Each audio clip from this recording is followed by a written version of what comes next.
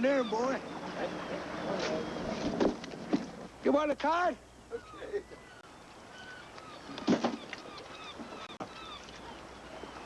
Got it. Got it? There we are. Thanks, George. Thanks. Welcome. And the railway station's down that way. Yeah, down that way. Okay. Thanks a lot. Okay, buddy. That fish was fresh then, but it's a long way across Canada.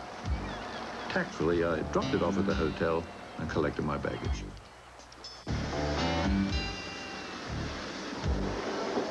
Ladies and gentlemen, Via Rail Canada's rail liner for North Sydney, Sydney Mines, Port Hawkesbury, New Not many Glasgow, tourists take this train.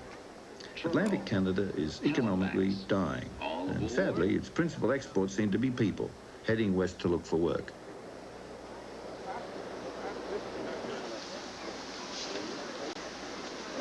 Okay, guys.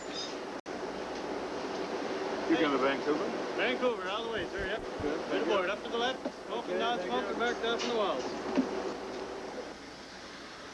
And even sadder are some of the people who stay behind. All aboard!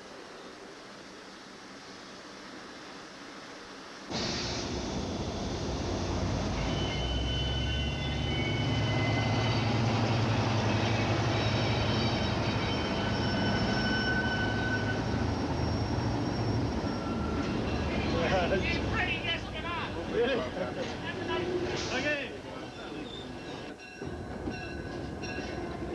And so I joined the migration west, from which many passengers never come back.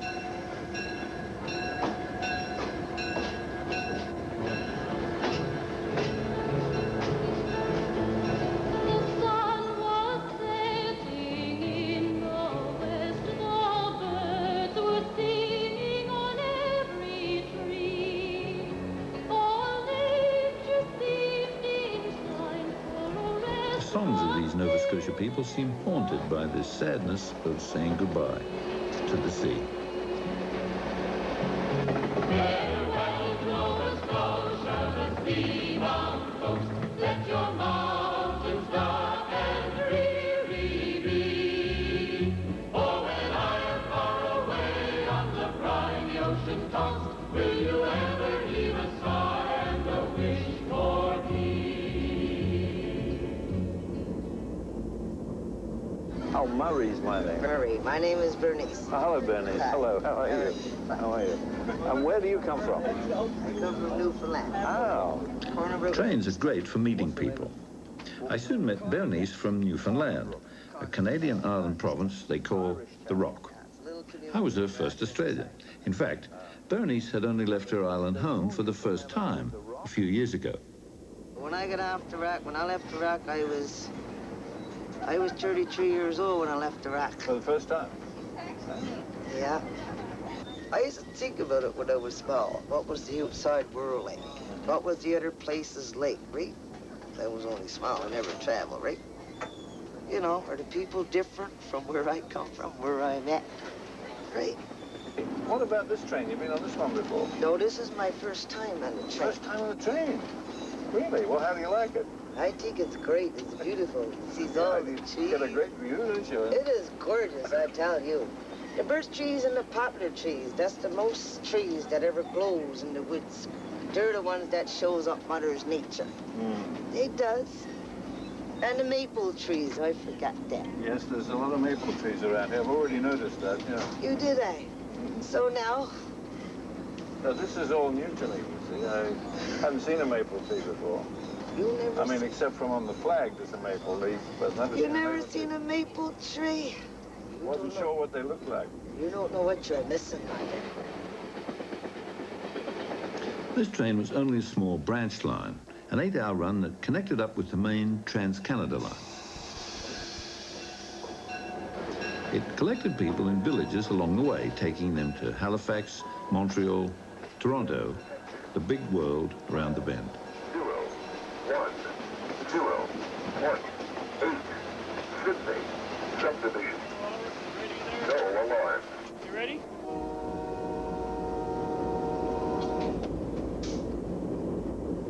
Many of these young people were out of work. Their region is poor and getting poorer, partly because the fishing industry is dying. Codfish jigging, that's what they're doing. That's what's nice, Mother, codfish jigging. I used to do that. Yeah, so nice when you get some on a jigger. When you hook some, I used to get them like that. My friend took me out one time in a boat. Yeah, some fun. It's gorgeous. It's beautiful, my dear. Oh, look over there. The ducks. Or geese, I imagine. Yeah, geese. That's geese. They haven't all left yet. Still We crept up over old Joe Hill and stole our bear sheep. I like to tell you a story and I know I'll make you laugh. We couldn't take any chances, so we had to steal the cow. The old cow got angry and we woke her from her sleep. We couldn't take any chances and we went and stole the sheep. Going to school. 1, 2, 3, everybody. I divide to build a boat, and I divide the sailor. I divide to get the fish, I'm bringing them out to lighter. I don't want your maggoty fish, they're no good for winter. I can catch better than that down upon the blister. Down the pier, down there. Where you want a party? They sounded cheerful. I thought they were happy to be going back to work in Toronto, Canada's biggest city. But I was wrong. A lot of people up there, a lot of hustle and bustle. I didn't like it at all. You know, your friends are when you're home. Like, in the community at home, there's, you can go 20 miles easy around the whole place, and everybody's your friend. Up there, you don't know anybody that's even next door. It's totally different. Everybody's out for themselves up there. They just look after themselves. I don't know. People that goes away from Newfoundland, I don't think they should have to go away. No, I think that's a crime. There's no jobs. They gotta go away. They gotta bar up their homes, and they gotta go up there to make a living. Enough to get their unemployment, and they comes back and that's it, and then they gotta go back again. I figures years to come, nobody is gonna be in here. It's gonna be a ghost town. I grieve to leave my native land. I grieve to leave my comrades all. This train doesn't run anymore. Soon after my trip, it closed. And the bonny, bonny lad that I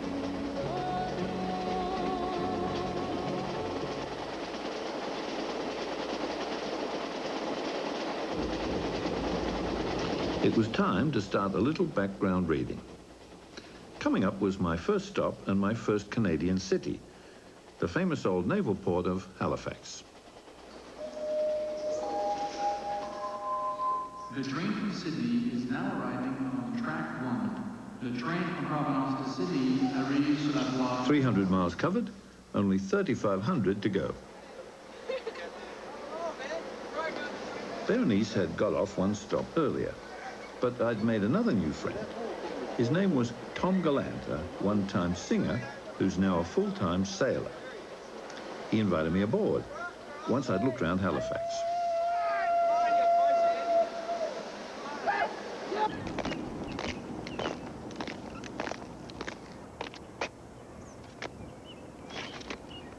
People here certainly haven't forgotten where they came from.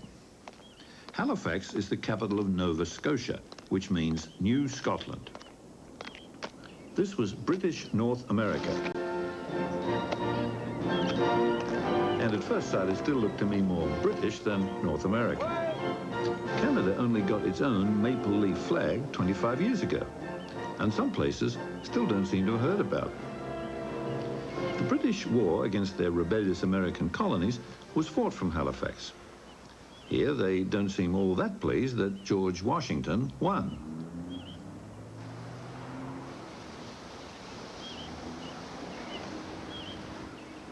I could see a Canadian identity was emerging here, but slowly, almost reluctantly. Perhaps it's because Nova Scotians were comfortable with the British Empire.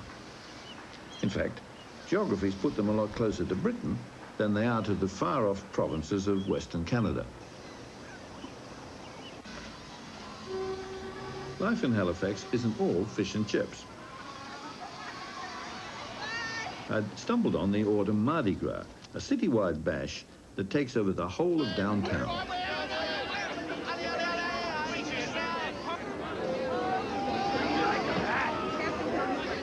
Some local natives had decided on dinner. Me.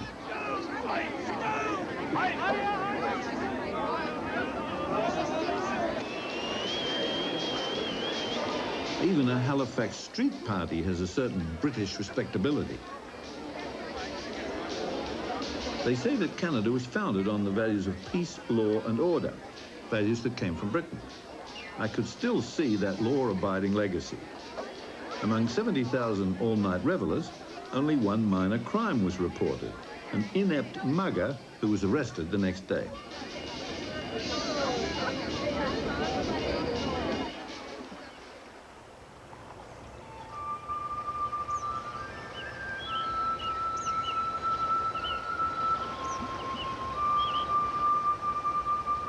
Next morning, I dropped in on the nearby town of Lunenburg to take up my invitation to go sailing.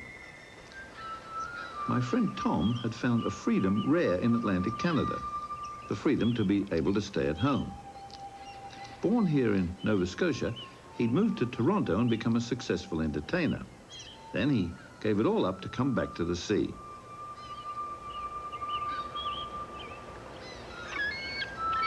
Today, Tom's scratching out a living as a part-time skipper leading tourist cruises. He's turned his back on the good life for what he thinks is a better one.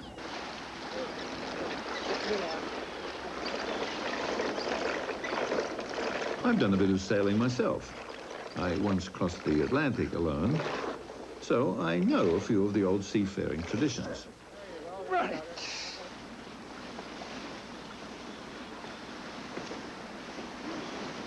Well, Murray, speaking of old nautical expressions and traditions, when we go to sea out here, we take one of these bottles of this here stuff. Yeah. And we give a drink to the old man.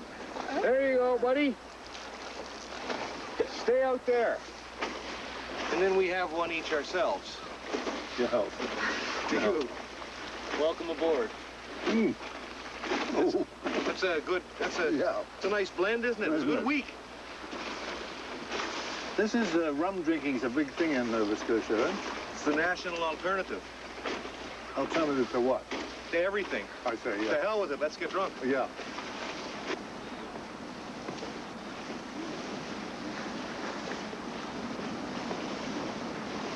When I sail back here, and we're coming into Lunenburg, the last 6 hours coming in, I'm in a state of ecstasy that's almost impossible to hold inside my heart, you know, it's so strong.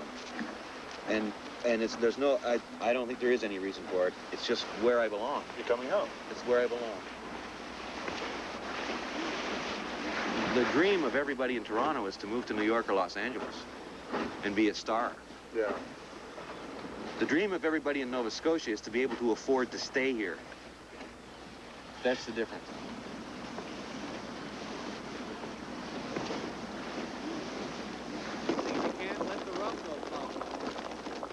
Unlike sailboats, trains run on timetables. And the way the skipper was passing around the rum, I was going to have a hard time catching my train.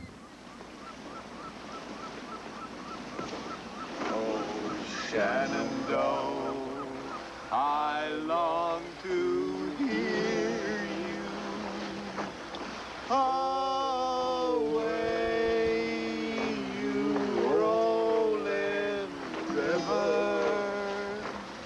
Oh, Shenandoah, I long to hear you. God, it's so beautiful. Away.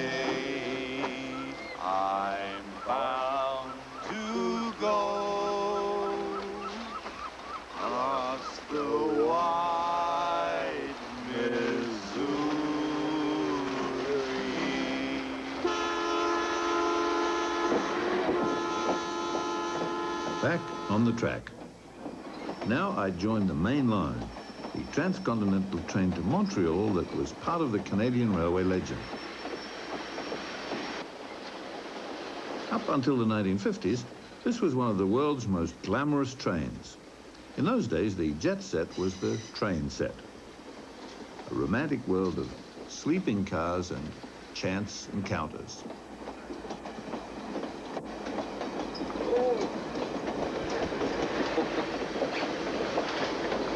Well, what room we don't have in the hallway, we have in the bedroom. Trains have attractions that aeroplanes don't. Like putting your head out of the window. And if you're learning to count, you can count telephone poles. 19, 20, 21, 22.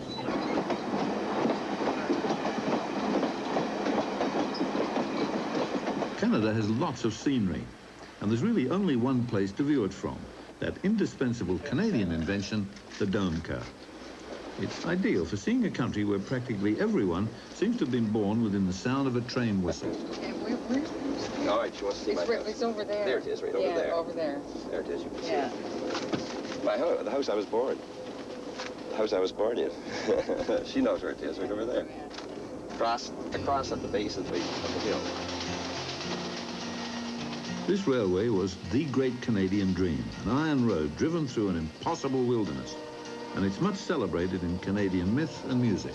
There was a time in this fair land when the railroad did not run, when the wild, majestic mountains stood alone against the sun.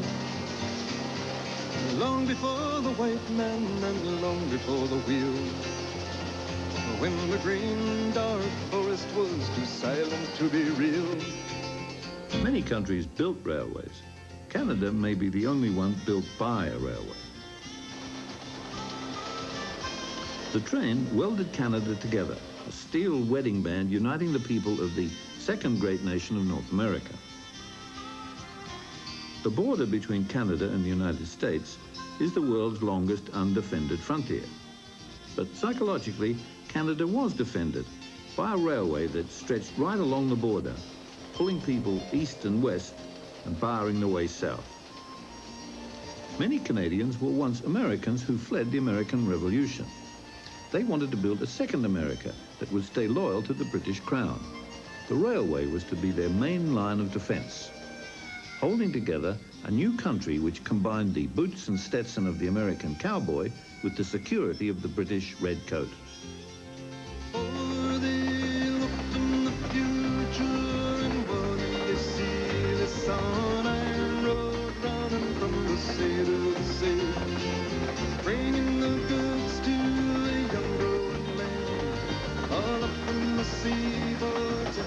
I was now entering the province of New Brunswick, settled by American refugees passionately loyal to the British Empire, as I learned from a young man I met on the train. You got to remember, a lot of Canadians were on the opposite side of the American Revolution to the United Empire Loyalists, and there's a lot of those in Ontario, and a lot of people are descended from. And you think that there's still the feeling of the Empire Loyalists strong in Canada? I think damn right there is. They think, you know, the American Revolution was a mistake. Yeah. We didn't have the violence, we didn't have the bloodshed, and we've achieved political independence as much as they have, and we didn't have to go through all the violence and chaos that they had. We never fought a civil war in this country yet, and hopefully we never will. So maybe the revolution was a bad idea? I think the American Revolution was a mistake. You have two sides to a revolution. You have those people who want change, and you have people who don't want change. And obviously the United Empire Loyalists and Canadians that are now are the people that were the conservatives in that part of the revolution. They wanted to maintain the status quo. Yeah, I think basically Canadians are pretty conservative people. Are you personally conservative? I don't mean politically, I mean in your... Oh, yeah, very conservative. You are? That's part of being Canadian, yeah.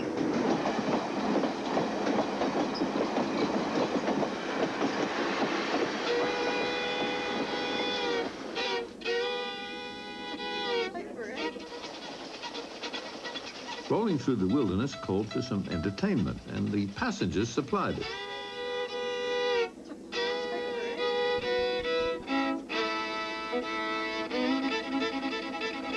so Canadian enthusiasm is not of the knee-slapping variety.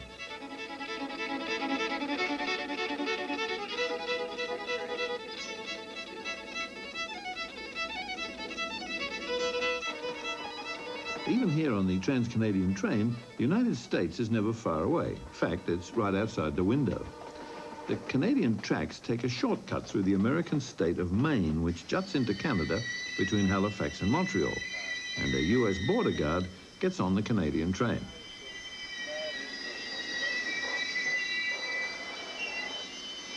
What are we doing here? It's our Canadian-American Customs here. I forgot to look. Who's The guard's job is to make sure all the doors are locked and sealed shut.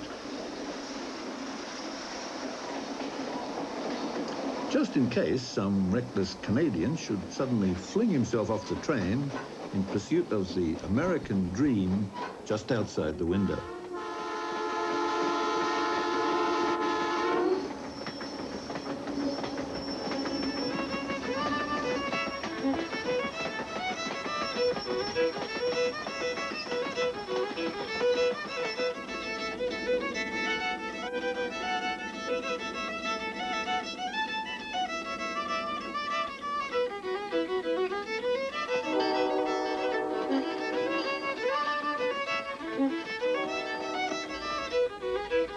It was my first night on the train, and I was curious to try out the Canadian sleeping car.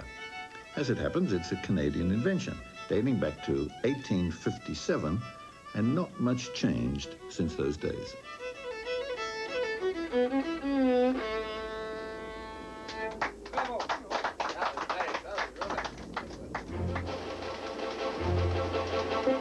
Next morning, Montreal, Canada's most cosmopolitan city. Time for my first sortie into Canadian big city life. It's the world's second largest French-speaking city, famous for sharp dresses and chic coiffures. A big, sophisticated town where, I've been warned, an immaculate toilette is de rigueur. At first glance, this could be the skyline of any big North American city. 2 million people and 4 million cars. This is the province of Quebec, the last remaining stronghold of French in North America. People here just don't speak the same language. In fact, I was surprised to discover that for over a decade, it's been the law of the province of Quebec that all outdoor signs must be in French only. These are real French fries.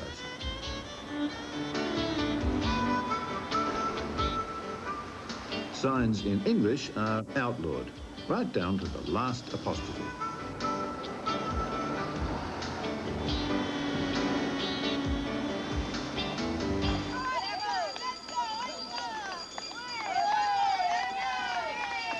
What could be more American than a marathon? But the crowd was cheering them on in French.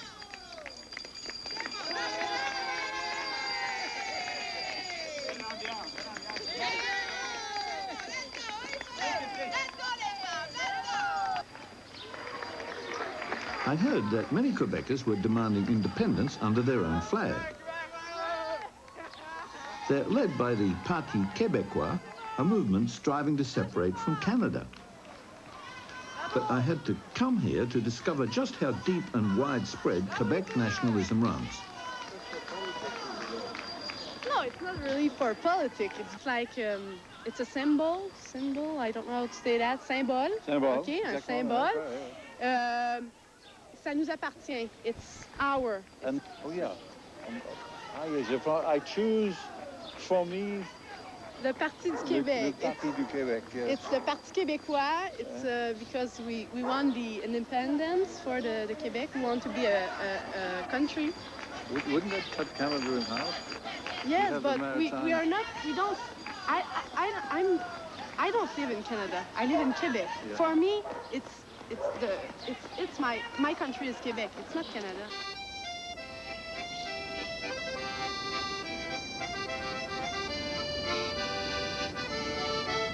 To brush up on my Quebec history, I dropped in on Quebec City, the capital of the province, just down the line from Montreal.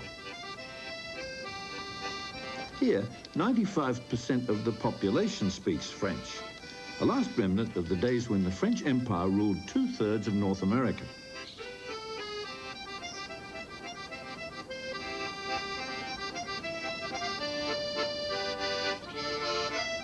This place reminded me of the rainy province of Brittany in France, because long ago that's where most French Quebecers came from.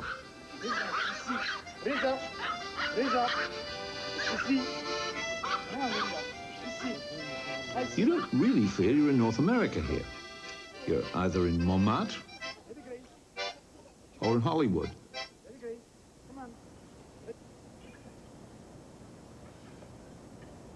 But Quebec isn't just famous for French architecture. The future of all North America was decided here, on one famous battlefield. And there's only one way to see it. But before I get too far, the date of Quebec City, 1608. Yeah, founded by Samuel de Champlain. And look at these houses down in here now, the average in the 200 years, these houses. Really? This is old Quebec. Hello, how are you? Oui, attends bien. Mademoiselle. The battle took place, it was 13th of September, 1759. That's where they fought, the French and British. The battlefield looks more like a park today. But it was here that the French Marquis de Montcalm lost the battle and his life to British General James Wolfe. How the British didn't come up the river, see? Yet the British didn't really win either. With the French threat gone, the American colonies no longer needed British protection, and so they launched their revolution.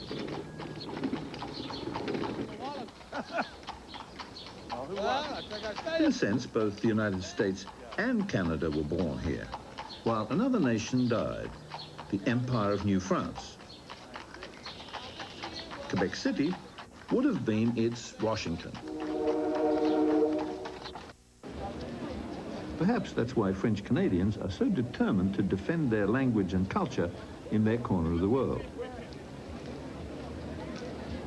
In a way, the Battle of Quebec has never ended.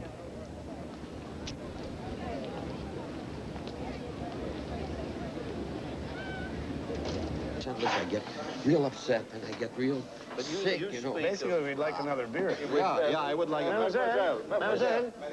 This is about the only thing. Why, last night in Quebec, I ran into two Quebec newspaper columnists, English columnist Nick Auftemar and French columnist Gerald Leblanc.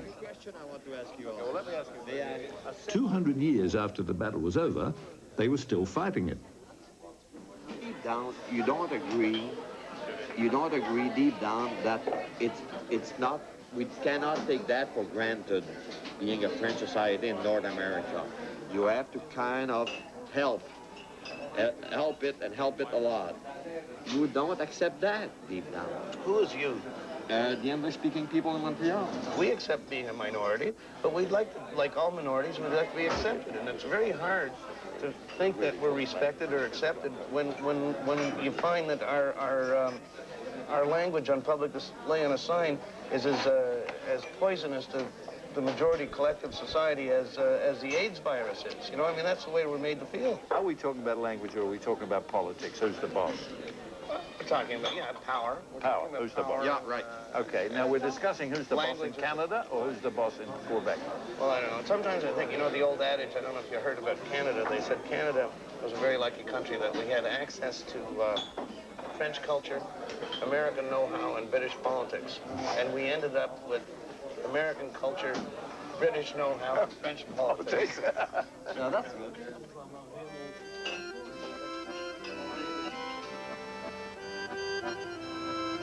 So, who won the Battle of Quebec? To an old war correspondent like me, the conflict seemed too friendly to be serious.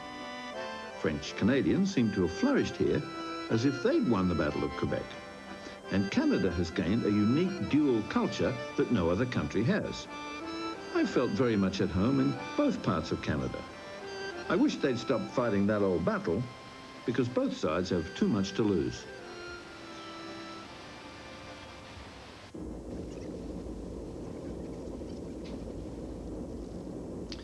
Another day, another train.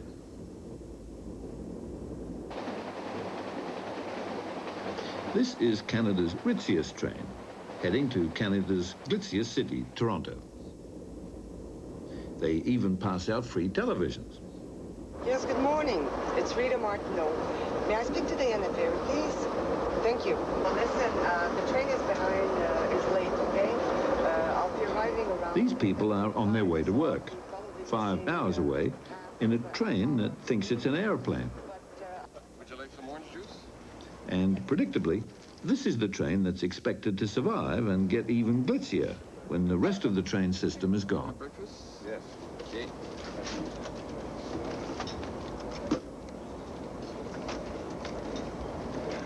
This is to start you off. Everything here feels rather American, and that seems to trouble some Canadians. They wonder why they can't have a strong Canadian identity to match that of their neighbor on the other side of the border. There are some differences that the Canadians feel between themselves and Americans, but I think part of our concern about Americanism is that we really want to be different. We haven't quite been able to define what that difference is. It's always difficult when you're at some international function and every country is supposed to sing a song or do a dance which represents their nationality. Canadians always have a problem. I mean, they can't do a square dance. That's as American as Canadian. So we end up singing Alouette, most of us who don't speak French. But beyond singing Alouette, we find it a little difficult to say, now, there's a Canadian song, or there's a Canadian dance, or there's a Canadian piece of theater.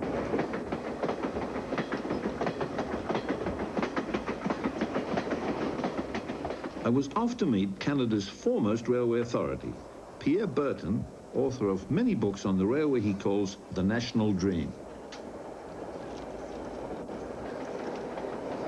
Burton lives in Toronto. It was a small town on Lake Ontario with only 1,600 people when the railway was built. Now it boasts over 3 million. This is a train for people in a hurry. They just can't wait to get to the office.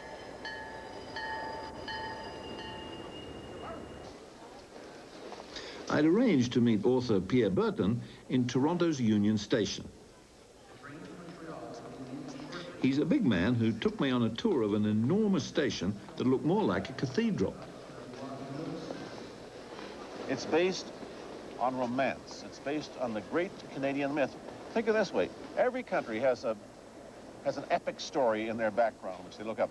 The Spanish Armada, the French Revolution storming the Bastille, the American Revolution, the Vortrek, and the Long March. We're the only one in which there's no blood. We're the only country in the world in which our great mythic endeavor is the building of a railway. So there's a kind of a mythical or almost religious quality about the railway then? Yeah, well, look at this building. This is looks like a temple, yeah. This based on the Roman baths of Caracalla, they tell me. It is a temple, as all Canadian major railway stations are, because there is a religion about railways, or at least, as you say, a myth. The Canadians have a different attitude towards railways than most people in the world because, not only because the railways started the country, but because the country is shaped like a railway. I mean, 90% of our people live within 200 miles of the border. So what we are, a country, from a population point of view, 4,000 miles long, 200 miles thick, with an archipelago of population islands dispersed between enormous barriers, the angry ocean, the white-plumed mountains, the vast Canadian Shield, 1,000 miles of rock and muskeg, the psychological barrier of Quebec. So in this country, transportation and communication are terribly, terribly important and romantic. The train may be romantic, but Toronto certainly isn't. It seemed to be a bad case of the North American edifice complex. There's that flag again. This is where the money came from to build the railway. An old-fashioned puritanical town where, as the Canadian joke goes, people say, "Thank God it's Monday."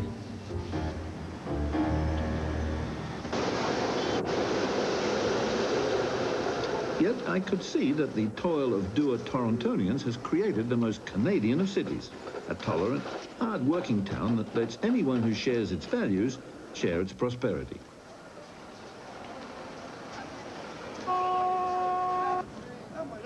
Ele vinha aqui quando ele quiser. Ah, calhota, comigo é isso.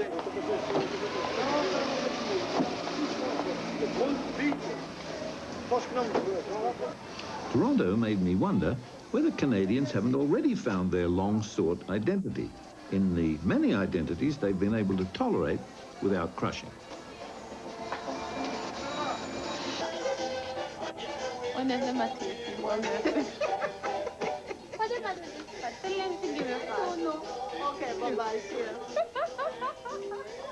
Cynthia is the owner of a small Toronto store. Jamaica, you don't come from Jamaica. Yeah. You do? Ah, that explains it. How long have you been here? I'm here 21 years. Ooh. Well, do you think your children feel Canadian? Well, really, who is a Canadian anyway? I haven't been to school here, but I don't really know who is a Canadian. So when I'm in Toronto, I'm a Canadian, and when I'm in Jamaica, I'm a Jamaican. I can't figure this out. Who is the Canadian? I used to hear they say the Indians. Yeah. Now, you see the whites, they say they are Canadian. So who is the Canadian? I guess anybody who lives here is a Canadian. Well, I'm a Canadian. Okay. I see.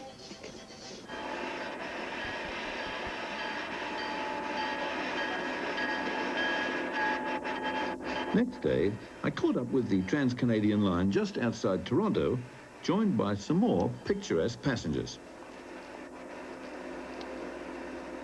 They were members of the Amish sect, out on a weekend trip and exercising their right of free song.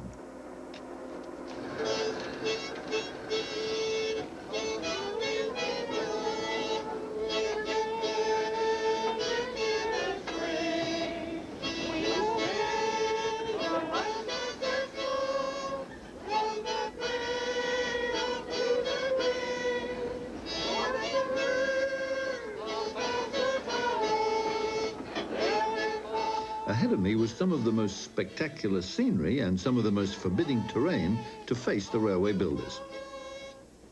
I just read about a Canadian Prime Minister who said, people came to Canada to escape history, only to find themselves overwhelmed by geography. This track was the bravest decision in the railway's history. The easy route would have been to go south through the farmlands of the United States. To stay in Canada, they had to blast their way through the Canadian Shield, 1,000 miles of the oldest, hardest rock in the world.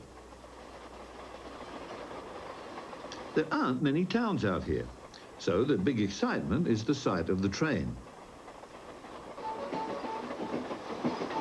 School kids come out to wave, and the Amish throw them candy.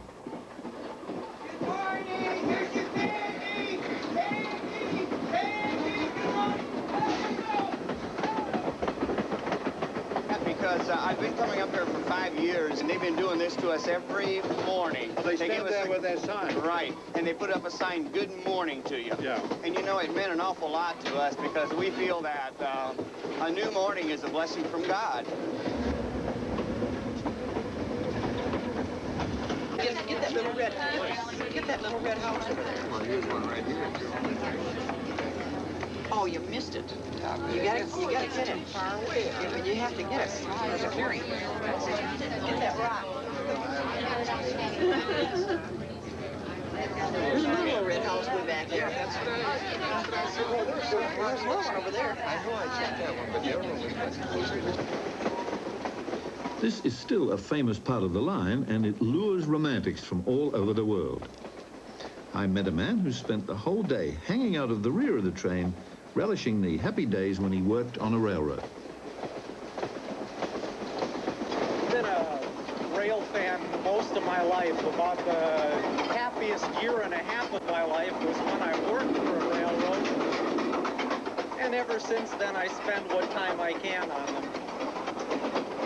What really annoys me is that they pay the engineer. I'd pay them if I could do this. It's just beautiful. I don't know what it is, the sound, feel, the smell even of the diesel locomotive.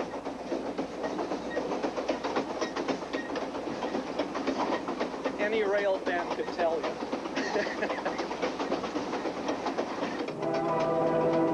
Most of this line is blasted out of solid rock, 4.5 billion years old. 30-foot snow drifts, temperatures of 50 below zero. I get tired just reading about how they built this line.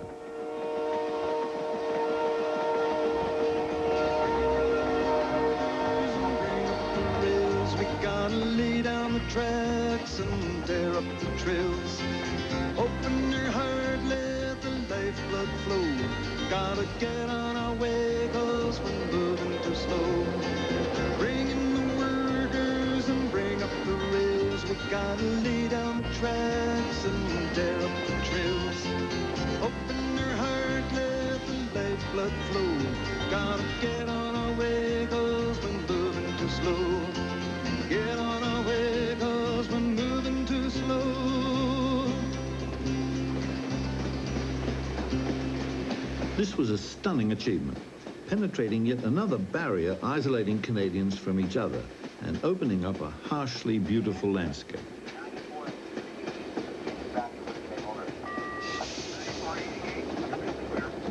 What's wrong? Well, the whole CTC is giving them problems. It was a good thing I saw it when I did, because the train I was on isn't running anymore. The Canadian government says passenger service isn't worth subsidizing when most people are in a hurry and prefer to fly or drive. So these slightly faded, elegant stainless steel cars are being shunted off to the retirement yard. Yet perhaps the government calculations overlooked another purpose of the train. It was a magic carpet of discovery for generations of Canadians. So I did it once, and I really liked it, and I've come back, and I've told all my friends about it, and I've told Anna about it, too, and I told her when we were taking this trip, I said, Anna, we're going to take the train. It's beautiful. You have to see it. Just the differences, just the massive differences in one country. You know, and all you do is just take this train straight along, and you'll see the variety, you know. The accommodations vary.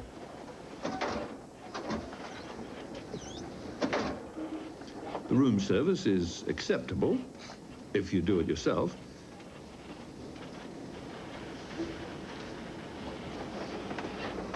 And the berths are a snug fit.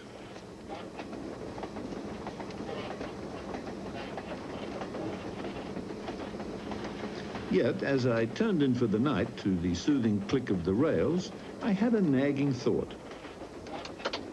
What happens to Canada when the train that built the country stops running?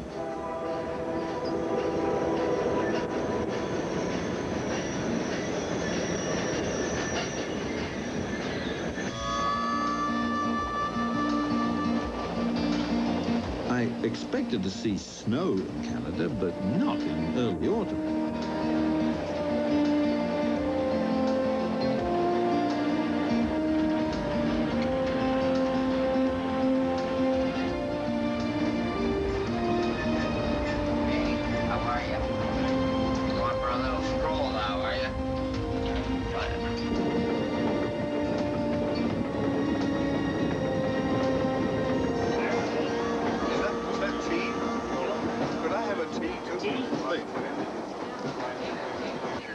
This train had a reputation for fine dining, though it's hard to have table manners to match. Not so easy. Meals are still cooked the old-fashioned way. They've obviously never heard of microwaves here. Hello, hello. The food's pretty good on this train. I thought I'd come and see how you do it. You balance yourself. You seem pretty naturally balanced. Well, after 26 years, you get the knack of it. Yeah, right.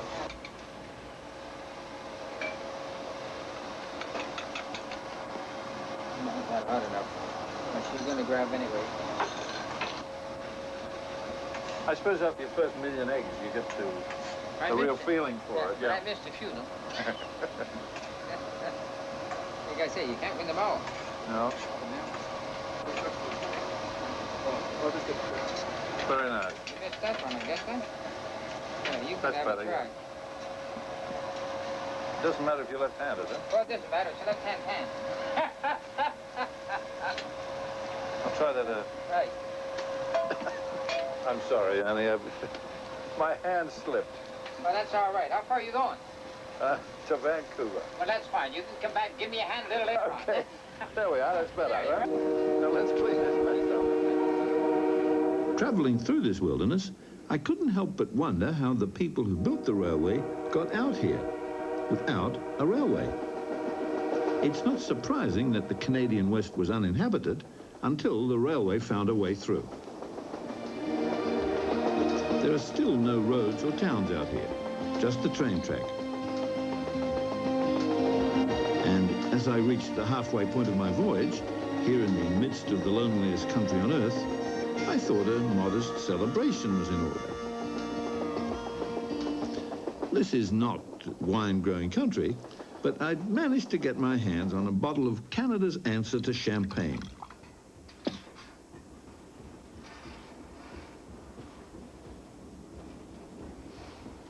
It was unpretentious, good preparation for the tough part of my journey still ahead.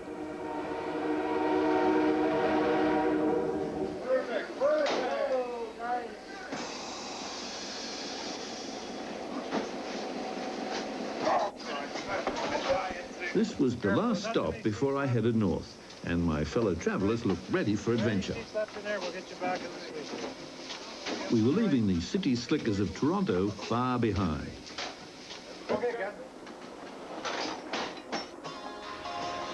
The only sign of civilization out here is this train. There's a lonesome whistle blow. There's a misty moonlit glow, and the lone conductor arrives at the booth on a midnight train.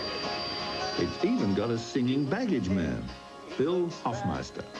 He sees the train and he sees the tracks, and he sees when all is well along the way. But it's not well at home. He got a call on the telephone. She said, I won't say where, but here's where I'm gonna stay. So his heart is breaking on the rear of the midnight train. He knows his darling ain't coming home again.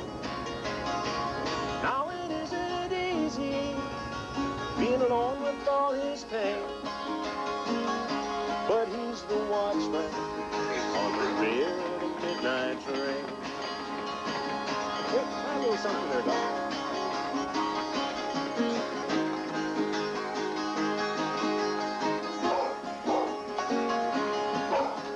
Makes a call on the I'd survived the civilized parts of Canada.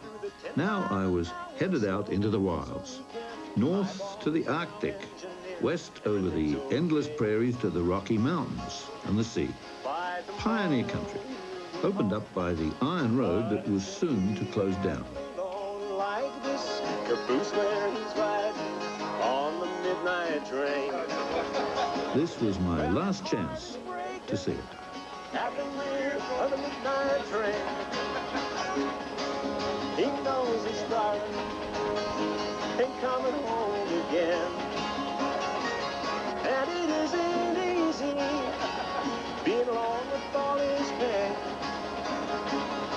but he's the watchman on the rear of the midnight train.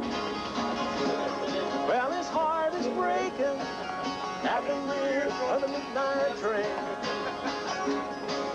He knows his darling ain't coming home again. And it isn't easy being alone with all his pain, but he's the watchman.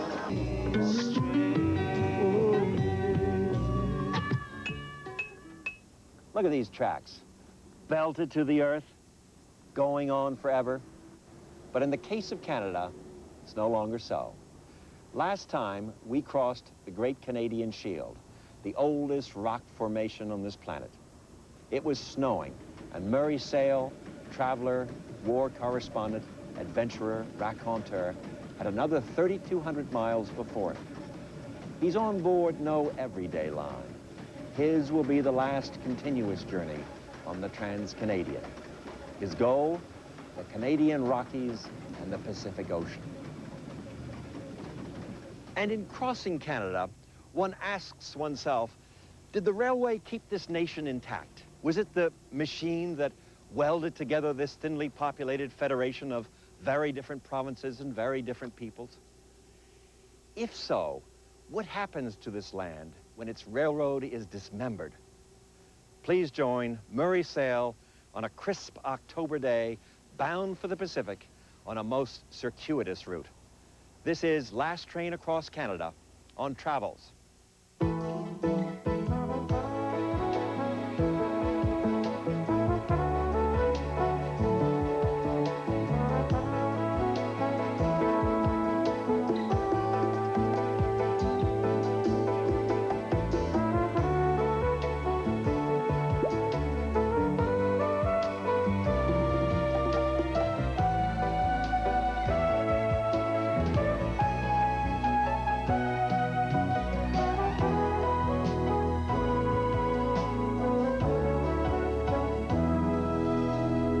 Travels is made possible by a grant from Lexus. At Lexus, we believe those who seek the adventure of the open road should be relentless in their pursuit. Travels is also made possible by the financial support of viewers like you.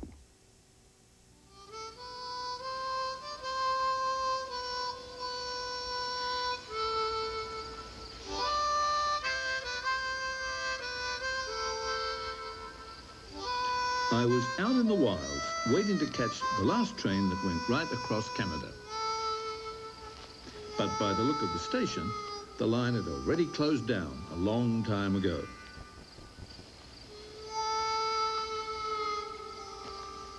I'd just about given up hope when... So far, I'd covered the eastern half of this enormous country.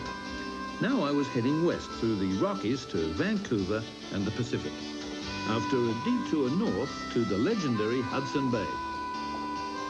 It was 4,000 miles of rugged, pioneering territory, inhabited, I imagine, mostly by beavers, mounties, and moose. And this wasn't the Orient Express.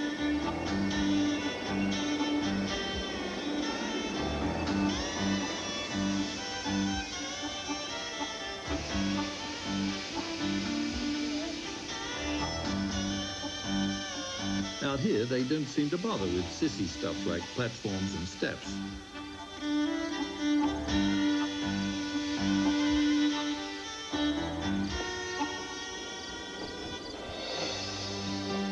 And so I was off into the Canadian wilderness on the train that had opened up the country and was about to close down.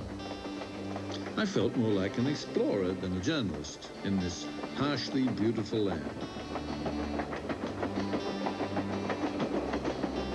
Because no one lives out here, and the train's not exactly crowded either. No, bigger than DC-3. They're about 45 passengers or so, something like that. Good I'll have to fly my Learjet in there then. Yeah. Can I handle that? Ticket, sir? It's $14. Canada was first explored by French-Canadian fur trappers, moving north and west in search of beaver, one of Canada's national symbols. There's still way more beaver than people out here, which makes it tough to run a railroad. Beaver dams can wash away the track and even wreck a train. I learned this from George Karasek, who's been hired by the railway to protect it from the beavers. Who do you work for, George? I work for Algoma Central Railway. I see. And what, blowing up these dams? Well, it's a nuisance beaver control. That's my official title is Beaver Patrolman. Beaver Patrolman? That's right. And what's wrong with the beaver dams? They damage the railway or what? Yes. Ask engineer for some pictures of the washouts. When you see engines laying on the side and 20 cars piled on the top of it. And all caused by a few beavers? That's right. Maybe just one only.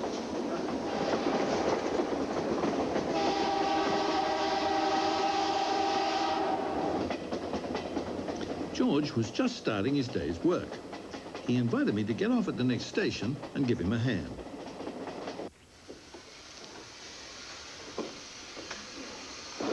Out here, many people still use canoes.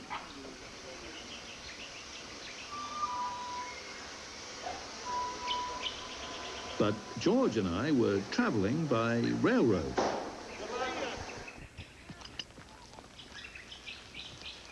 This section of track has been washed away repeatedly, and George and I were off to find the guilty beaver.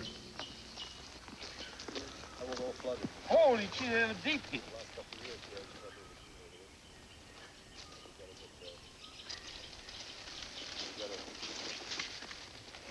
George took me to a dam he'd already demolished several times. Each time the beavers had rebuilt it. Okay. Now it was a choice, the train or the beaver.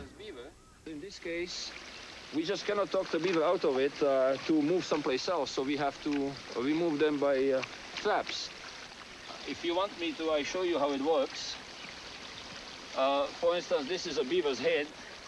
Beaver comes swimming down here with a handful of mud. George showed me how to trap a beaver, but I got the feeling he'd rather have one as a friend. What's your opinion then of the personality of the beaver, George? I think it's rather admirable because the beaver is a very industrious animal. Like you see, they can make something out of nothing. Uh-huh. You see, there was nothing here before, and they made a dam, and they made their own home. So that's like, it's almost like some of the Canadians, like including myself. You move someplace where there's nothing, and you make your own home.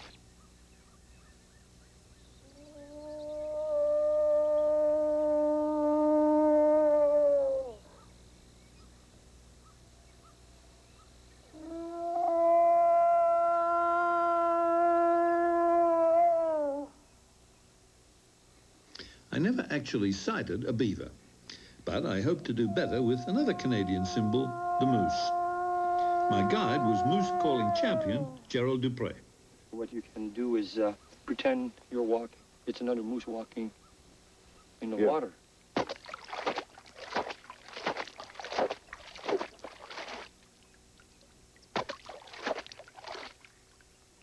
then what happens, the female usually pees. Yeah.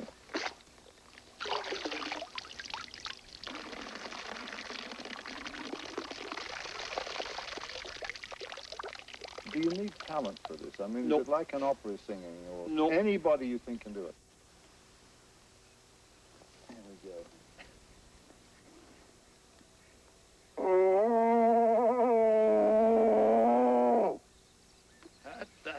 That would work. It would? It would really work. For a really desperate moose. No. Go like this. Pinch your nose and start low, and then bring it around.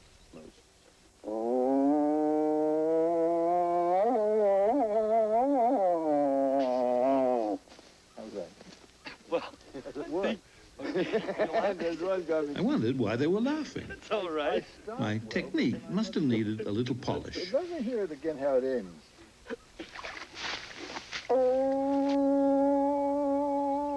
I knew there were a lot of moose out there, and my trip was far from over.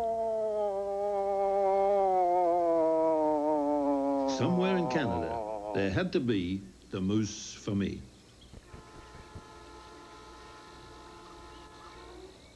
Attention, train number 421, the Little Bear, for destination Moccasin Trail, Birdwood, Beaver Pond, Coal Rapids, Moose River, Moose City. All aboard. Back in civilization in the town of Cochrane, Ontario.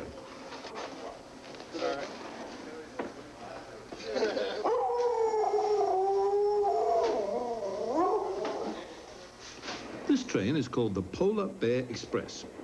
It turned out to be a freight train with one passenger car. It was loaded with groceries, machinery, booze, all the basic necessities of life for the small towns north of Cochrane. It carries everything except cars, because no road runs north of here. Only the iron road I was riding.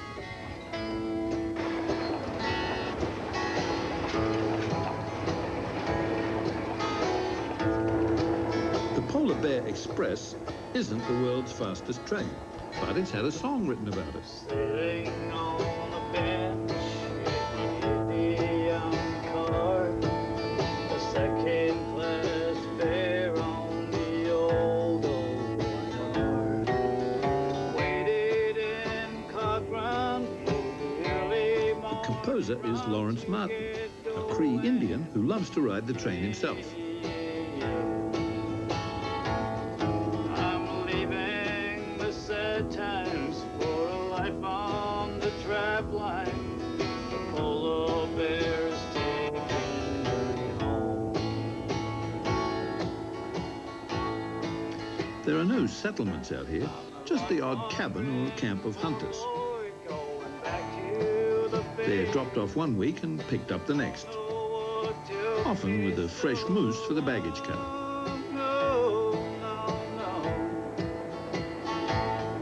I'm leaving the south that tasted my mouth. The polar bear is taking me home. This is home for John Levesque, who lives here 50 miles from his nearest neighbor, along with 12 dogs and 20 cats.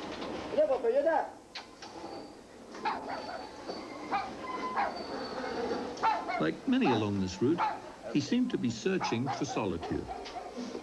Get up, puppy. Where'd you go, puppy? Come on, my girl.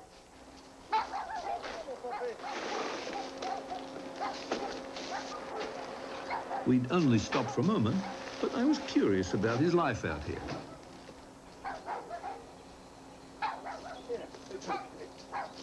You know the names of all these cats? No, but my dog have a name, but not my cat, because I have too many of them. Yeah. Hello, me man, you there? What's it like to live out here? Like, what's the winter like? This winter is cold, very cold. On 30 to 45 below, and lots of wind. But that's the kind of life I like. Quiet, but I love it. But I'm in the bush, man. I like the bush. Bye, John. Nah. Okay to go, Gary. See you. This is the last time John Levesque would hear a human voice, until the next train came by 4 days later. I was now entering the territory of the Cree Indian tribe, and there's a version of the polar bear song in their language too.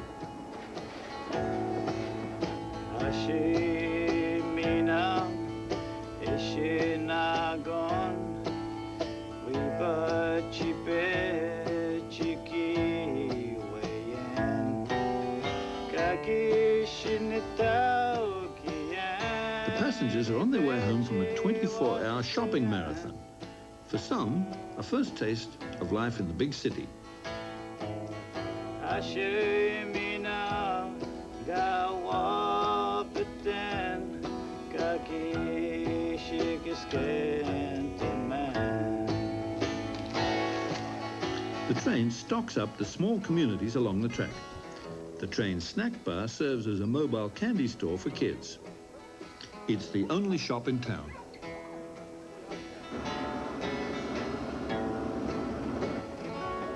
This northern branch line is still running because without it, the whole region would die. But people are worried about the closing of the main line, which feeds it. The train is the only reliable link with the outside world.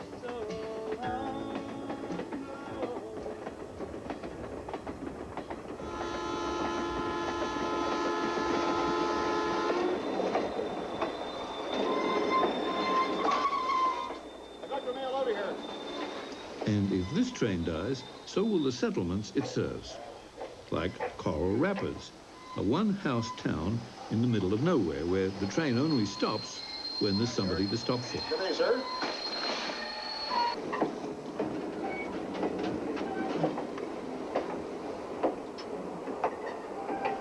It's a long trip. There's a lot of miles to cover and a lot of time to kill.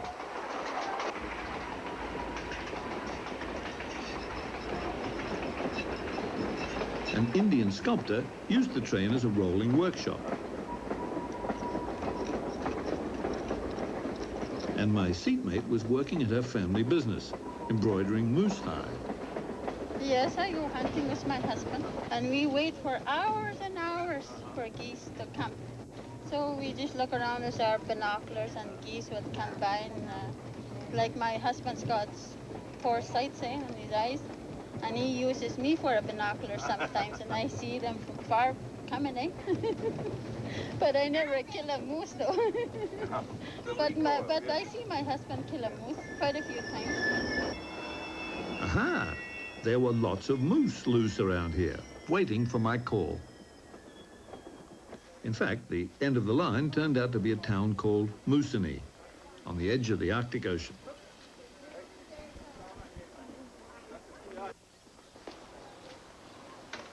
Next morning, there was no genuine wildlife to be seen, just a small community of 1,400 people. It turned out to be one of the oldest settlements in all of Canada. For 3 centuries, the Cree Indians who live here have traded furs with the Hudson's Bay Company. It's quite an up-to-date little settlement. It's even got a street and a school bus. And both stop at the edge of town. But the Cree cling stubbornly to their traditions. In many backyards, they were roasting geese and baking Indian bread to the sound of tape-recorded tribal powwow music.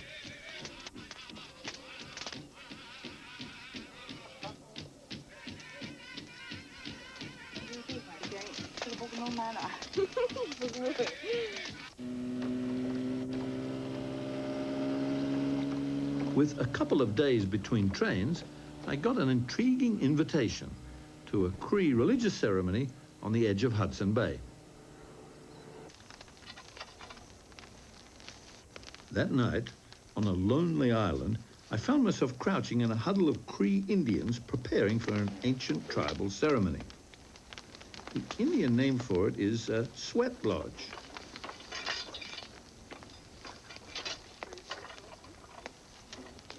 It was led by Bob, a university-educated medicine man. This Sweat Lodge was given to us through the Creator. He created the willows that we're going to be using. He created the rocks that we're going to use. He created the water that we're going to use. There's nothing there that he didn't create. And he also created us. And we're just using what our ancestors were given for generations. And it's coming back. And it's young people like ourselves that are very into it. And it's up to us to carry this on.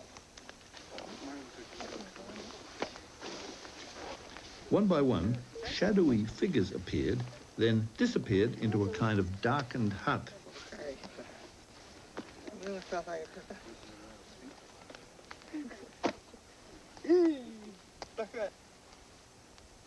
Cameras are not allowed to record the ceremony, but I was invited to take part. In the sub-zero temperature, I stripped to my undershorts and crept back 10,000 years in time.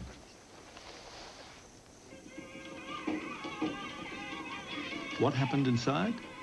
It was pitch black, apart from some glowing red-hot stones. I was handed an Indian peace pipe, took a puff, and passed it on. In the darkness, someone ran hands over my sweating body in a kind of faith healing. Yet it was strangely moving too, for I glimpsed something I had to come to Canada to find. The possibility that people can preserve their traditional ways, distinct from other cultures around them, yet respect each other enough to share one country together. It was an inspiring vision, or perhaps it was only a dream.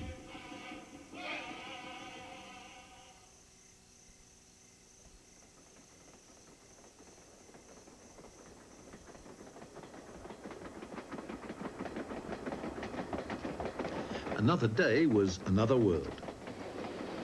I had traveled south, then west, and caught another train. The Iron Road was taking me even further north, to Churchill, on the doorstep of the Arctic.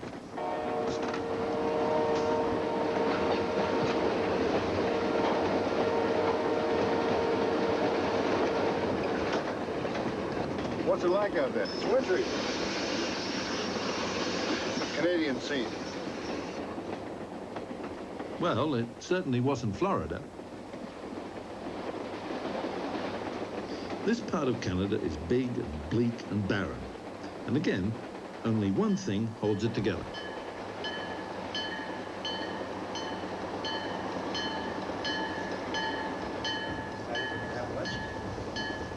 Spaghetti seems to be the word. Oh, I think I'll have a beer. I lunched with Dan Gurevich, the world's leading photographer of polar bears, and Eric Luke, a staff sergeant of the Royal Canadian Mounted Police. I didn't want to be stationed in Churchill when I was posted there, and I didn't have a choice in going, and I really resented the fact I was up there. And when I got there, I found out that it was nothing like I thought it would be. Time almost stands still up there. You don't march the same drum you do anywhere else because weather controls all. And as frustrating as that may be, there's a magical mystery about it, and it's fun. Outside, the telephone poles were practically horizontal because the ground is permanently frozen. The stunted trees barely survive. And the people who live out here seem just as tenacious.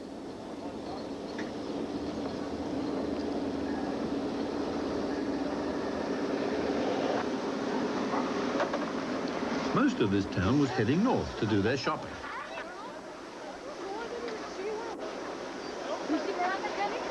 And there was delivery service for those who stayed behind. Hey, fellas.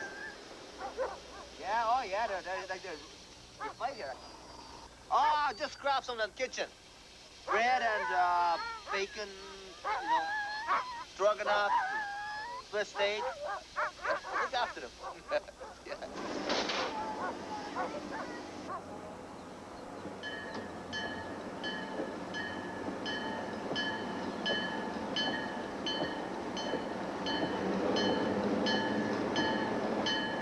Life is hard out here.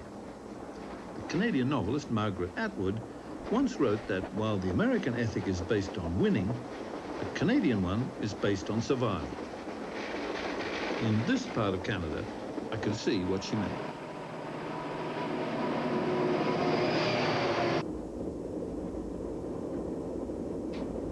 Seasoned passengers settled in for the night, but for some of us, this was all new. As we rolled further and further north, I felt a strange restlessness. Something out there was calling to me. I called back.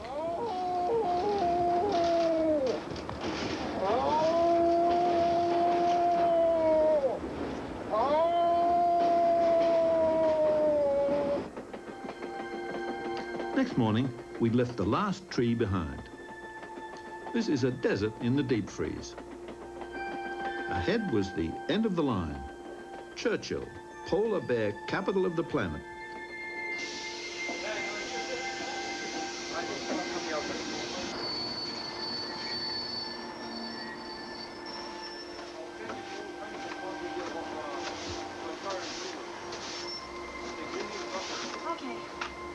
Okay, buddy, this is it. Here we are in Churchill. Yeah. Thanks very much. You're welcome. Good trip. Enjoy Thank that. you. And on time. Okay. Over this way.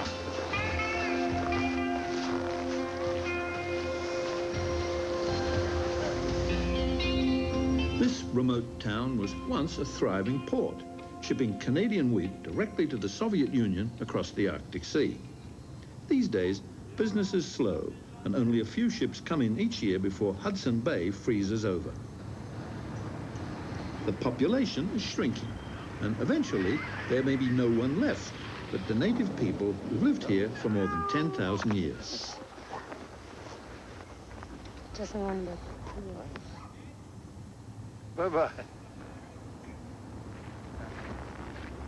Most people in town were tourists, here to see the other species that's been gathering on the edge of Churchill since long before the town was built.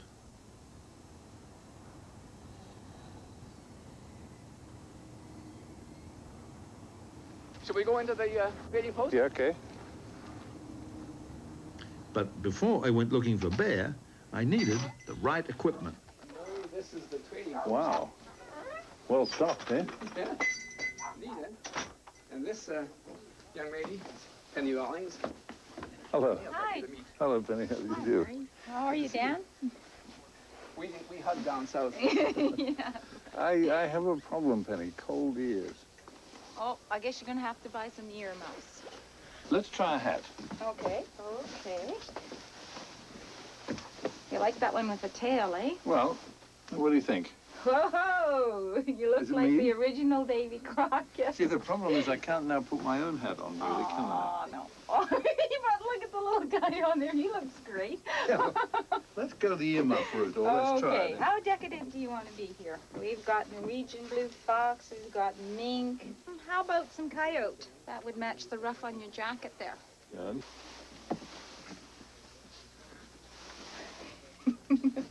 It's me. It's you. That's me. Oh, yeah, it's you me. like those? Okay, good. I think that solves the problem. And so I was off to look for bear. 16 of them were cooped up inside a polar bear jail, built to detain impulsive bears who wander into town uninvited. Eventually, these jail bears would be turned loose. For now, they're locked up in the cooler.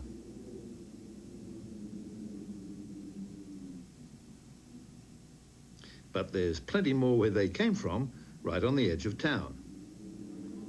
Mr. D. Yeah. Where's that These bears looked quite friendly, but some locals were there to make sure they didn't get too friendly. As long as they stay on the perimeter, that's all right, you know? A playful tap from a 1,200-pound polar bear could be distinctly hazardous to your health.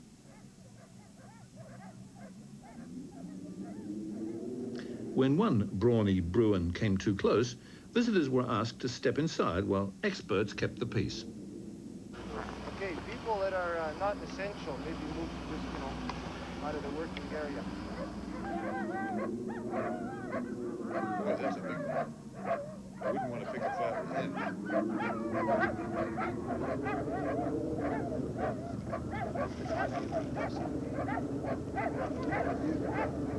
To get that picture.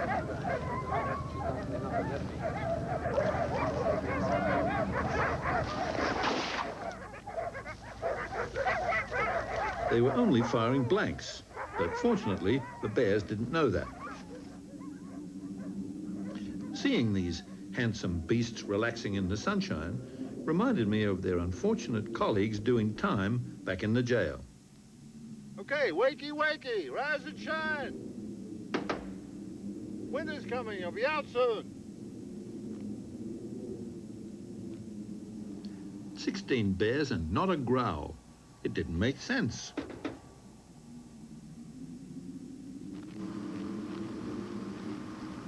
Suddenly, it did. The bears weren't asleep, and they certainly weren't dead. They were zonked out on tranquilizers. The Canadian Wildlife Service was running them out of town. It was Operation Bear Lift.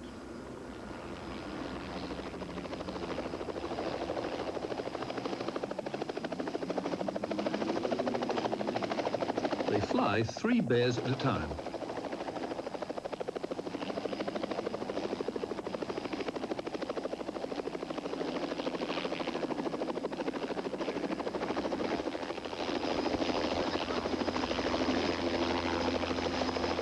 They're transported a couple of 100 miles out of town.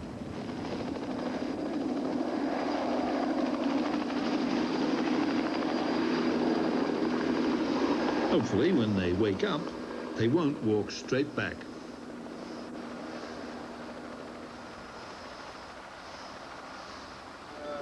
And speaking of leaving town, I had a train to catch.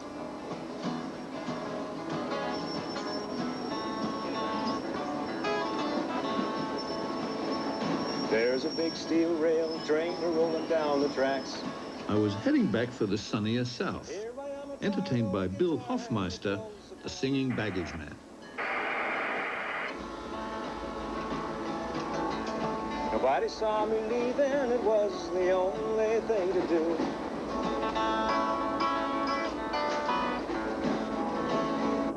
Start riding on the rocking top of a boxcar painted blue.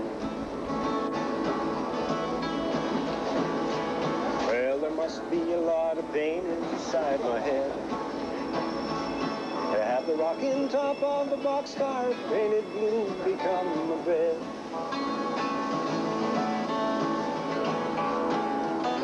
Everything's so confusing, I can't believe it's true.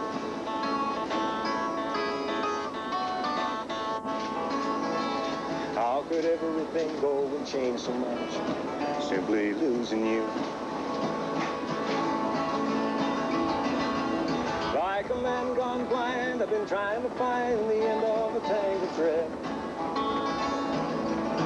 Starting with the angry things you said. I know I'm quite a sight rolling in the night with the rain dripping from my hat. But a broken heart don't care about you, busted flat. Consider I'll play that guitar off me. Come on. One more round, that's it. Okay. Oh, da, da, da, dee, dee, dee. Oh, da, da, dee, dee, dee, dee.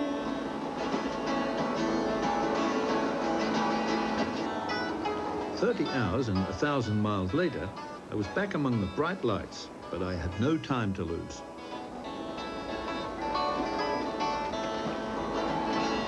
Well, there's a big steel rail train rolling down the tracks. I had left the frozen north of Churchill far behind and rejoined the main Trans-Canadian line leading west towards the Rocky Mountains and the Pacific Ocean. I get to where she's going, I don't know what I'm gonna do. As dawn broke, the snow and the trees had vanished, and I was under the enormous sky of the prairies. Of a boxcar, painted blue. It was the wheat-growing province of Saskatchewan, and my next stop, a town called Swift Current.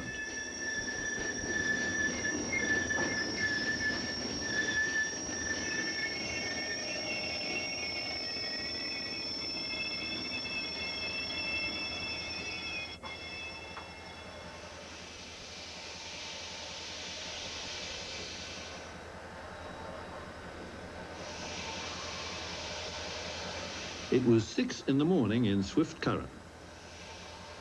Not many people about, except some Hutterites, members of a religious farming community whose principles obviously include getting an early start. The prairie's isolation from the outside world seems to have helped them preserve their way of life.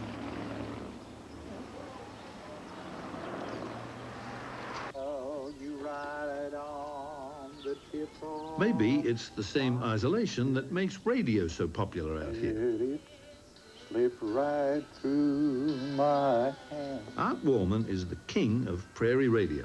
Oh, it's a great job. You know, you hear the kind of music you like and you sing along and... From his wheelchair, Art runs Saskatchewan's most popular radio show. It's called The Tractor Line, because many of his regular callers are listening in their tractors. Calendar coming up, and Buck Owens is going to be our star on that one. Right now, though, let's go to the tractor line and see what we got. Hello there. Yes, how are you doing today? By golly, if it isn't Aubrey Putnam. How in the world are you doing, Aubrey? Well, we're doing all right here, you know. You and Aggie, right? Well, Aggie said to phone you up. She's out on the tractor right now doing a little fall tilling, you know. All right. She's got her radio on, and you're coming in pretty good in her tractor there. Well, that's good. Anyway, she's going to be coming in pretty soon. She's got to get the turkeys in before dark, or they start roosting in the neighbors' trees, you know. These are the youngest looking towns I saw in Canada. In fact, there's nothing older than the railroad out here, because settlers had no way of getting here until the railway connected the prairies to the outside world. He said, now, this train, it is bound to glory. This train. To a visitor, this is the part of Canada that looks most like the United States. There is no natural separation at all between the wheatlands of the two countries. But this train defied geography. This train by taking the almost impossible route east-west, Canada's patriotic direction. The rails tied the Canadian prairies to the oceans and to world markets, and stitched Canada together as one country. Now this train don't carry no backslider. This train. Now, the train service to many of these towns was being closed down. And I couldn't help but wonder, what protected Western Canada from the powerful pull of its southern neighbour now that the east-west link is broken? Children, this train, it is bound to glory. This train no longer carries cattle out of prairie towns like Mankota, Saskatchewan. Today they go by truck, and many of them go south to markets in the US, just a few miles down the road. In fact, I had to look hard to see that this wasn't the American Midwest. Check home, the Long Ranch, we have 40 steers, weighing 41,650 pounds. These cattle average 1039. Not only do these cowboys look the same as their southern neighbors, it turns out they dislike the same people. The all-powerful eastern banks and supermarket bosses who set the prices here.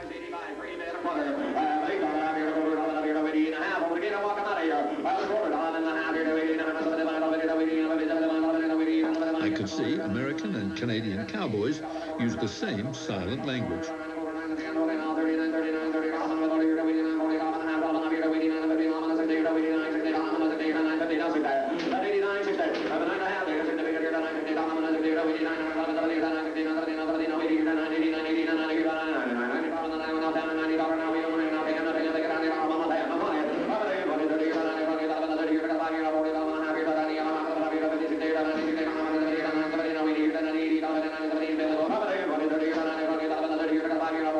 And you'd better understand the language. One false move, and you could wind up owning 5,000 pounds of T-bone steak.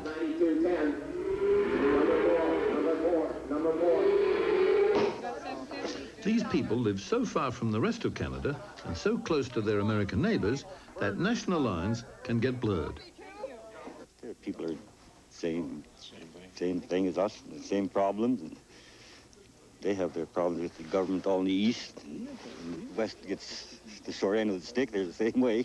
Instead of the border going east and west, it should have went north and south.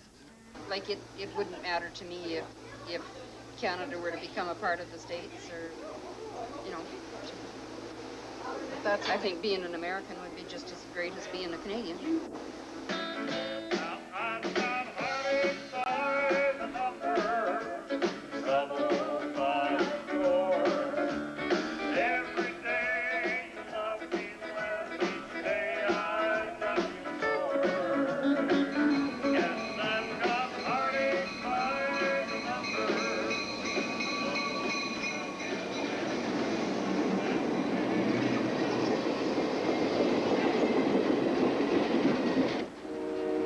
And so I headed west again, rolling along beside the US border with a nagging thought. On the map, Canada looked so solid. On the ground, it felt so fragile. Perhaps the only thing really Canadian out here was this train. And even as I traveled, the morning paper told me the train I was on was closing down behind me.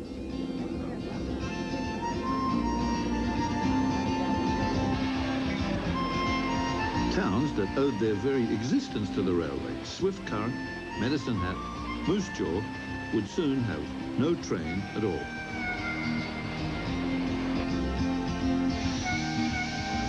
Among the first casualties was going to be our engineer, who'd given his life to the railway. I came to Medicine Hat, I was 17 years old, and I was looking for a job. October the 22nd, 1947, I started in the railroad. This railway right here, passenger service, is the history of this country, you know? That's what made this country. It's the railway that brought the people in here that made this country, you know? All these farms out here, originally these people came on the railway. Crossing Canada by train, I felt I was sitting in the seats of the pioneers. The train was a rolling classroom, teaching generations of Canadians their history and geography. Animal? No. I don't know. God? I think you'd like to eat one of those for your breakfast, a big shredded wheat. Yeah, they just like shredded wheat. Put that on your plate. You have to have lots of milk, eh? You'd have to have a whole cow. Yeah. Even the endless Canadian prairies do have an end. A full day out of Swift Current, we sighted a line of mountains growing out of the horizon, the legendary Canadian Rockies. Beaver, yeah. Just like Jesse's beavers, eh? The train was filling up with some new and interesting faces.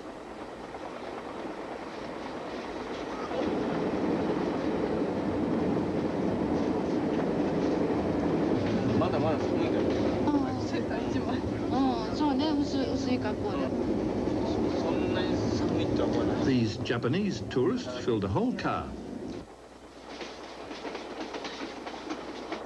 These are the mountains that made this train world famous, or maybe the other way around. And I was pulling into the railway's most famous stop. Banff will be your next stop. Banff will be your next stop.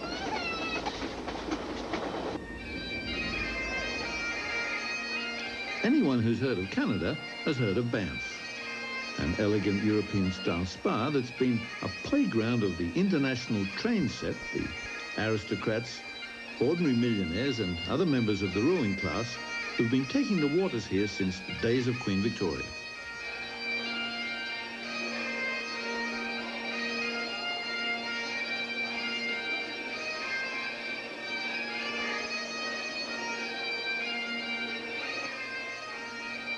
But who, I wondered, comes here now?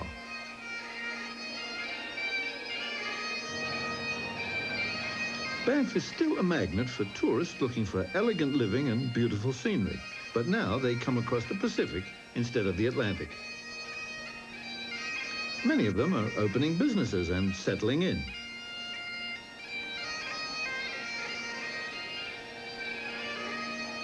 As always, the new pioneers are getting a friendly welcome from the natives.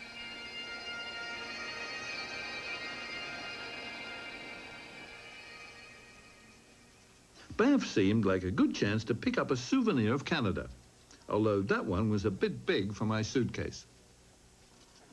Instead, I chose the Japanese tourists' all-purpose favorite, a beaver dressed in a Mountie uniform.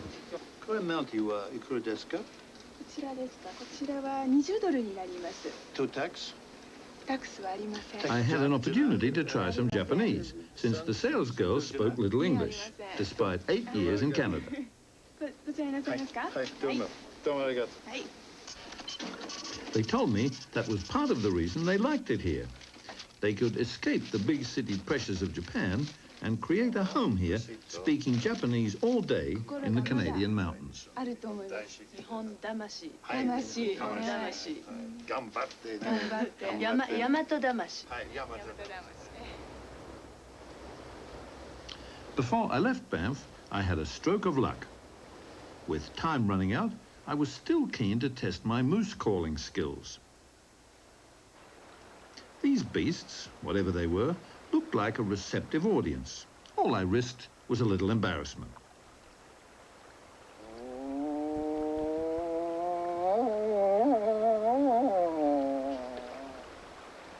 It was the story of my life. Don't call us, we'll call you.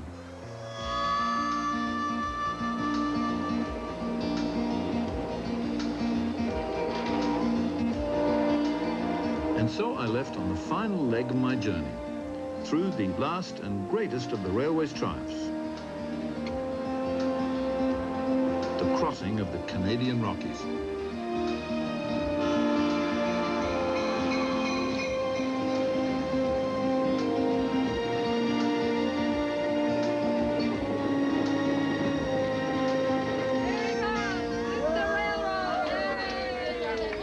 Conductor Lloyd Metcalf had been giving a running commentary on the trip through the mountains for a quarter of a century.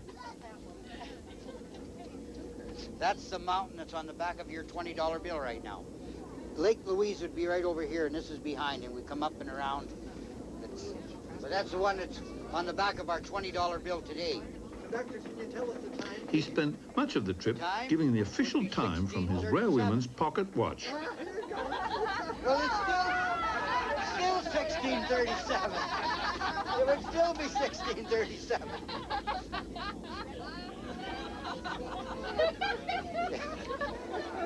How do you like that, Clyde? Meanwhile, up in front, a young man was living out every boy's fantasy. He was playing with a real train. Switch lined over. Now you see that white there? That white signal? That one on the side of the track, out the side there. Oh, yeah. It's a W. That's a whistle. W whistle. See, push that down too long. Short, little one. Now a long one. That's it. Now you press this bell. This is long.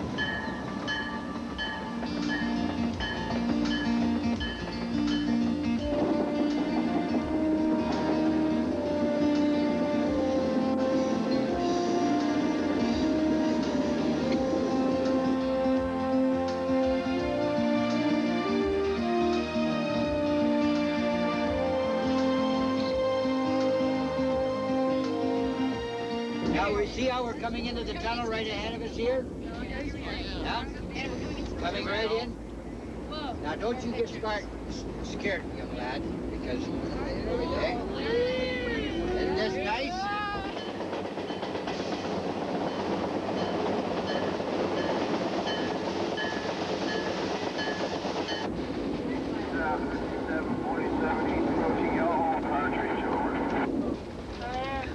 Look at all the screens. That's what they built that for. Yeah. Well, it's for avalanches, isn't it? You see the snow shed behind? We've just come underneath it like a tunnel. They built that because all the scree comes down and keeps going onto the railroad. Is that Mama? Is that Mama?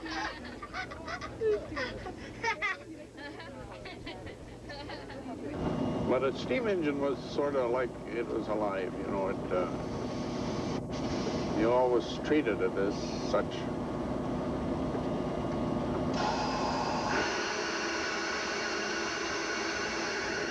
We had to shovel coal when I first started.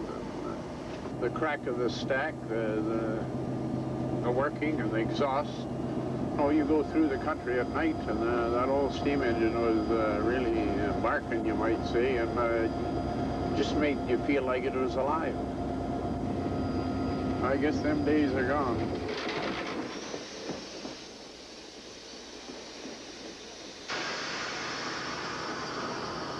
This renowned train through the Rockies will continue to operate one day a week, but only in summer as an expensive package tour. The regular passenger service was terminated shortly after my trip.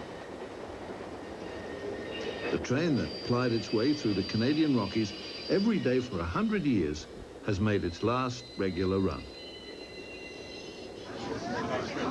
My last night on the train, there was a subdued atmosphere. Some of the staff were wearing black armbands.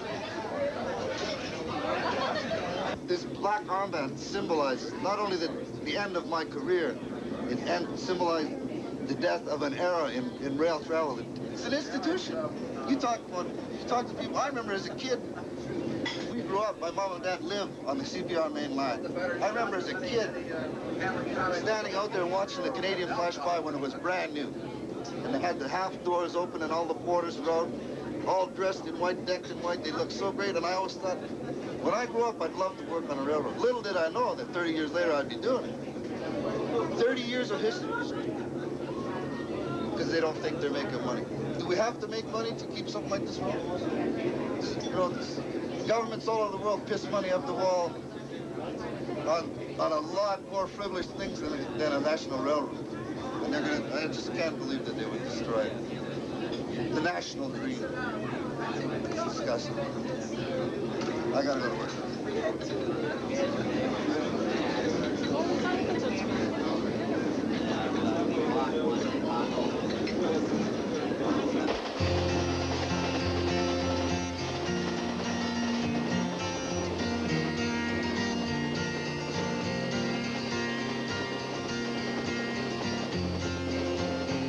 There was a time in this fair land when the railroad did not run, when the wild, majestic mountains stood alone against the sun. My last morning on the train, and already the long trip seemed like a dream. Had I really seen moose and mounties, prairies and polar bears? Had I prayed to the Great Spirit with the Cree Indians and gone trapping with a beaver-loving patrol officer? Did all this exist in one country, let alone one train ride? A trip that could never be done again.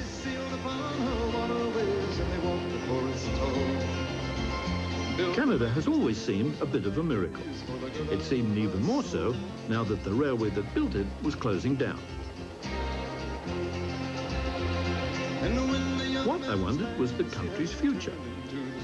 Would it tear apart at its political seams, drift fragment by fragment into the arms of its giant neighbor? Or fulfill its promise, a new nation conceived in compromise and dedicated to the proposition that different cultures can prosper together and none be overwhelmed?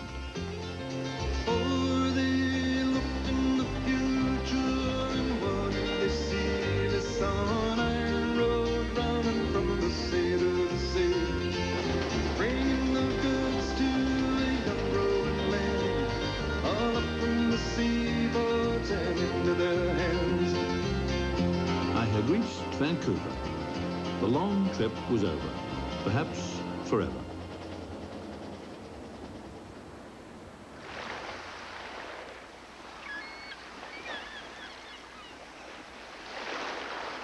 I'd started at the Atlantic and reached the Pacific, a whole continent away. In all, I'd traveled more than 7,000 miles.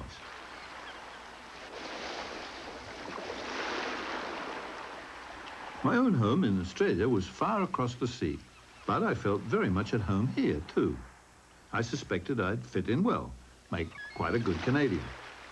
Somewhere inside me, I still heard the call of the wild. And someday, I'm going to get it right.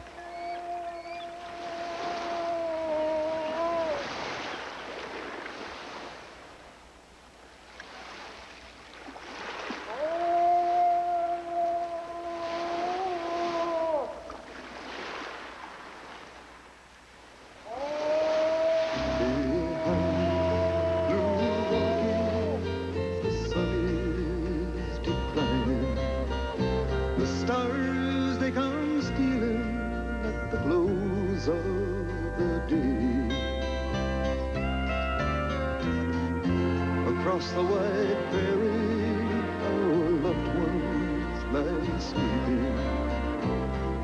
While it's no longer possible to ride the rails continuously from the Atlantic to the Pacific in Canada, sections of this once mighty line still exist. The navvies who work upon the railway,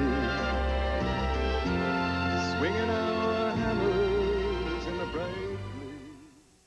I'm John Heminway. I'll see you next time on Travels. Travels is made possible by a grant from Lexus. At Lexus, we believe those who seek the road less traveled should be relentless in their pursuit. Travels is also made possible by the financial support of viewers like you.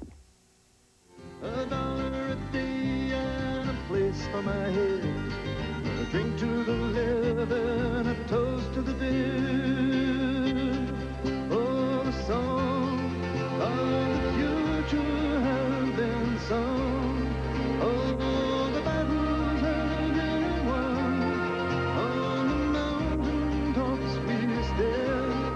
Oh, the world at our command. We have opened up the soil with our teardrops and our toil.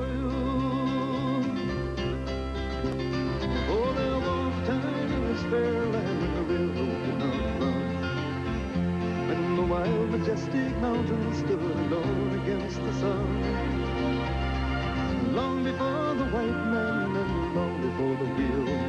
In case you missed the train, this episode of Travels will repeat tomorrow afternoon at 4 p.m. Now stay tuned for the American Experience next. Silent to be real, and many are the dead men.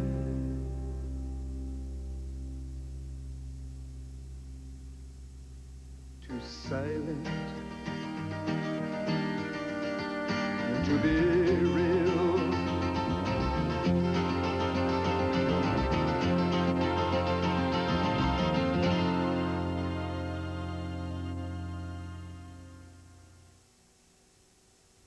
This episode of Travels is available